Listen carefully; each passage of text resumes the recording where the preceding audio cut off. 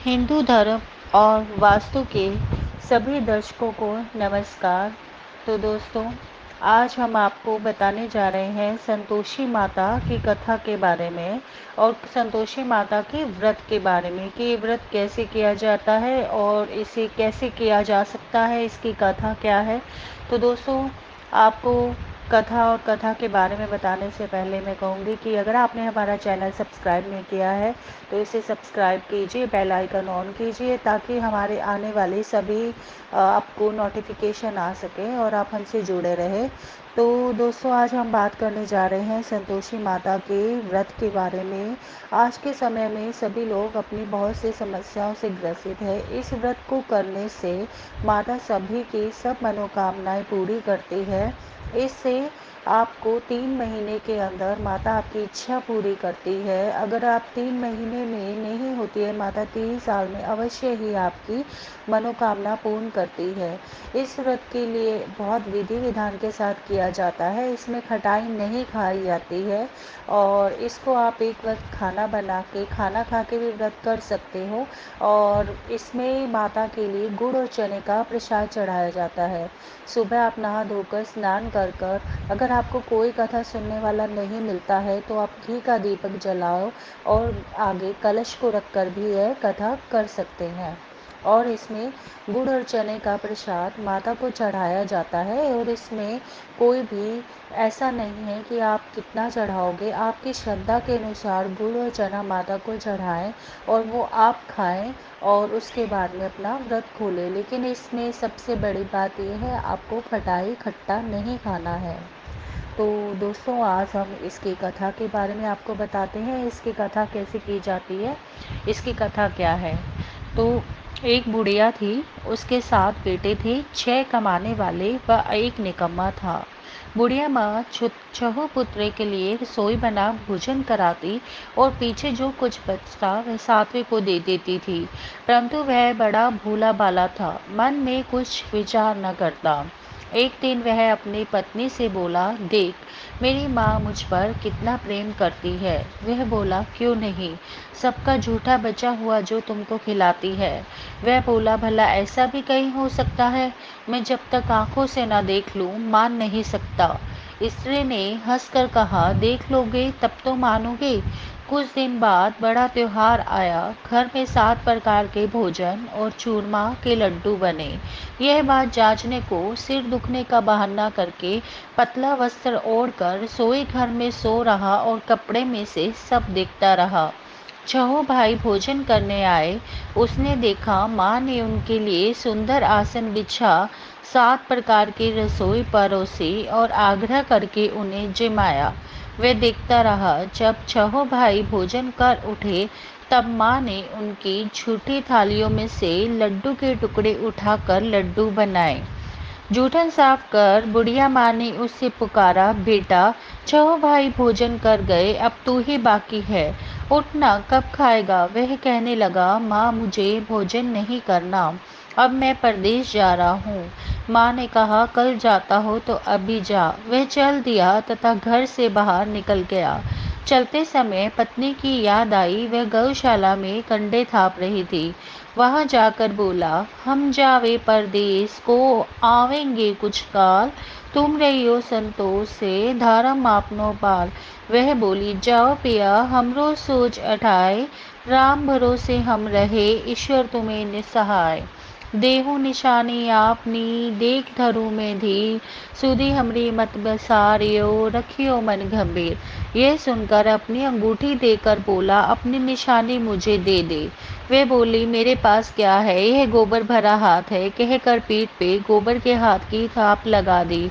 वे चल दिया। चलते चलते एक दूर देश में एक साहूकार की दुकान पर जाकर कहने लगा, भाई, मुझे नौकरी पर रख लो। व्यापारी को नौकर की जरूरत थी। बोला, रह जा। इसने पूछा, तनख्वाह क्या दोगे? साहूकार ने कहा, काम देखकर दाम ले लेंगे। वह नौकरी करने लगा। थोड़े ही दिनों में दुकान का लेन देन, हिसाब किताब, ग्राहकों को माल बेचना आदि का सारा काम करने लगा। साहूकार के 7-8 नौकर थे। वे सब उसकी होशियारी पर चक्कर खाने लगे। सेठ ने काम देख उसे 3 महीने में ही आधे मुनाफे का हिस्सेदार बना दिया। 12 वर्षों में वह नामी सेठ बन गया। और अब बहू पर क्या बीती। सास ससुर उसे बड़ा दुख देने लगे। सारी गृहस्थी का काम कराते, लकड़ी लेने जंगल भेजते और आटे की बची भूसी से रोटी बनाकर उसे देते तथा फूटे नारियल की नारेली में पानी देते। इस प्रकार वह दिन गुजारने लगी। एक दिन वह लकड़ी लेने जा रही थी कि उसे रास्ते में बहुत सी स्त्रियां संतोषी माता का व्रत करते दिखाई दी। उससे वह खड़े हो कथा सुन पूछा, बहनों, ये तुम किस देवता का व्रत कर रही हो और इसके करने का फल तथा इस व्रत का विधान मुझे भी समझा कर कहो तो मैं आपका बड़ा उपकार मानूंगी। तब एक स्त्री बोली, सुनो, यह संतोषी माता का व्रत है। इसको करने से दरिद्रता का नाश होता है, घर में लक्ष्मी आती है, मन की चिंताएं दूर होती है, घर में सुख और शांति मिलती है। निपुत्री को पुत्र मिले, स्वामी बाहर गया हो तो शीघ्र आवे, कुंवारी कन्या को श्रेष्ठ वर मिले, राज द्वार में मुकदमे की जीत हो जावे, कलह क्लेश की निर्वृत्ति हो, सुख शांति आवे, धन और जायदाद का लाभ हो, दो रोग दूर हो जावे तथा और जो कुछ मन में कामना होवे सभी संतोषी माता की कृपा से पूरी हो जावे, इसमें संदेह नहीं है। वह पूछने लगी, है व्रत कैसे किया जाए यह भी बताओ तो बड़ी कृपा होगी। वह स्त्री कहने लगी, 1.25 का गुड़ चना लेना, इच्छा हो तो 5.25 का या 11.25 का, बिना परेशानी श्रद्धा और प्रेम से जितना भी हो सवाया लेना। प्रत्येक शुक्रवार को निराहार रहकर कथा कहना सुनना, सुनने वाला कोई न मिले तो घी का दीपक जला उसके आगे या जल के पात्र को सामने रख कथा कहना। कथा के पश्चात प्रसाद बांटकर स्वयं भी ग्रहण कर केवल एक बार बिना खटाई का भोजन करे। जब तक कार्य सिद्ध न हो नियम पालन करना और कार्य सिद्ध हो जाने पर व्रत का उद्यापन करना। 3 वर्ष में माता फल पूरा करती है। यदि किसी के ग्रह खोटे हो तो भी माता 3 वर्ष में अवश्य कार्य सिद्ध करती है। फल सिद्ध होने पर ही उद्यापन करना चाहिए, बीच में नहीं। उद्यापन में 2.5 सेर आटे का खाजा तथा इसी प्रमाण से खीर तथा चने का शाक करना। 8 लड़कों को भोजन कराना, जहाँ तक हो देवर जेठ भाई बंधु कुटुंब के लड़के लेना, न मिले तो अन्य रिश्तेदारों और पड़ोसियों के लड़कों को बुलाना, उन्हें भोजन कराकर यथाशक्ति दक्षिणा दे माता का नियम पूरा करना। उस दिन घर में खटाई कोई न खावे। यह सुन बुढ़िया के लड़के की बहू चल दी। रास्ते में लकड़ी बेच उन पैसों से गुड़ चना ले व्रत की तैयारी कर आगे चली। सामने मंदिर देखकर पूछने लगी, यह मंदिर किसका है? सब कहने लगे, संतोषी माता का मंदिर है।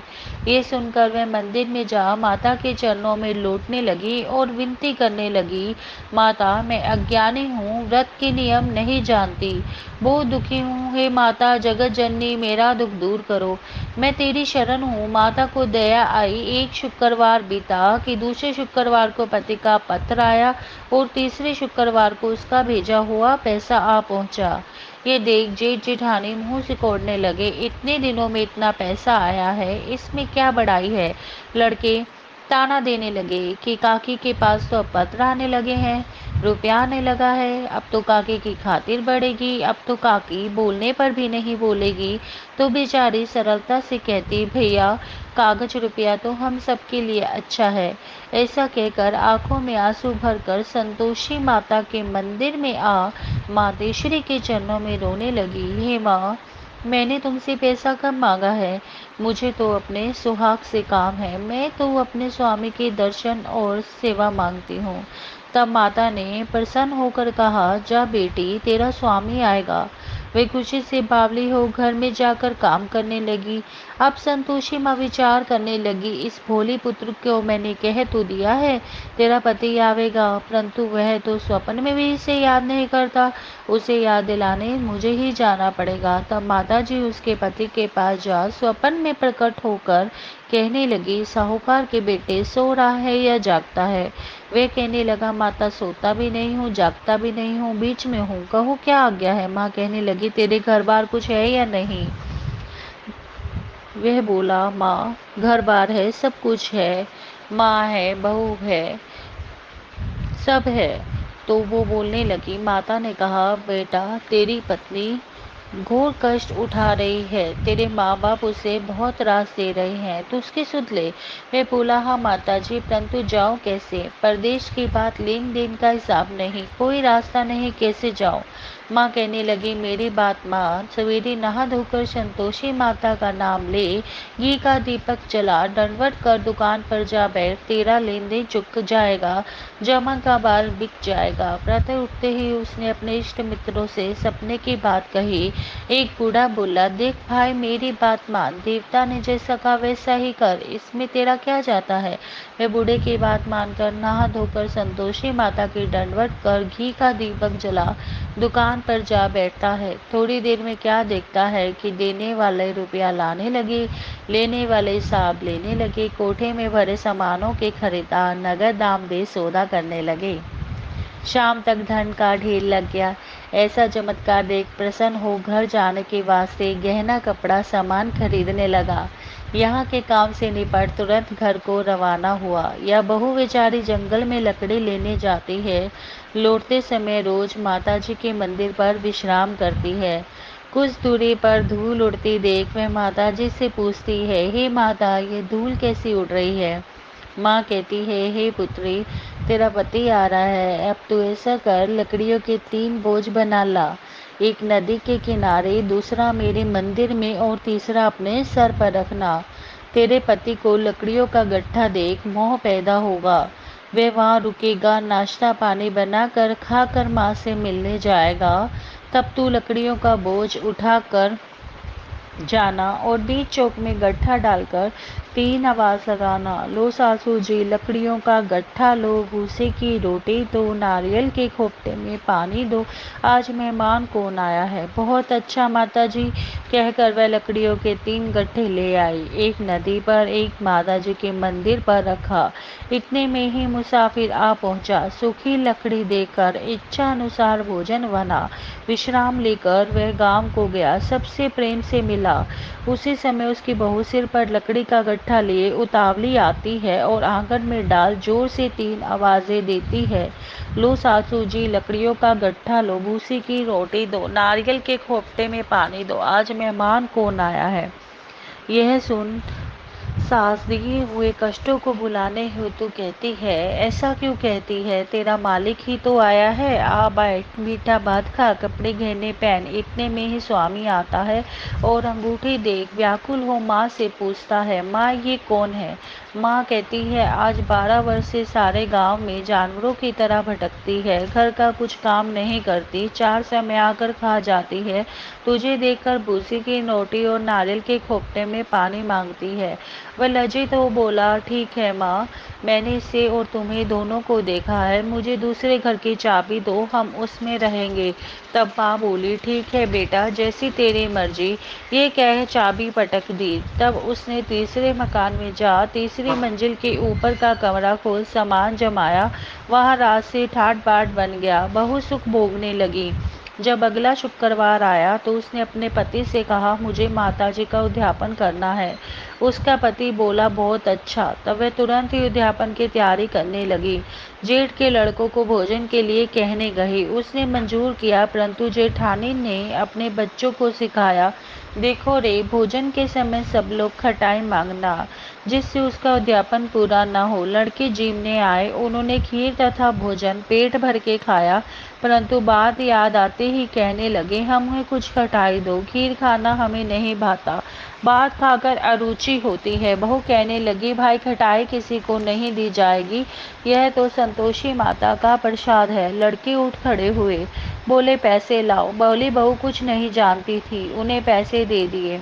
लड़के उसी पैसे से इमली खरीद कर खाने लगे। यह देखकर माताजी ने बहू पर कोप किया।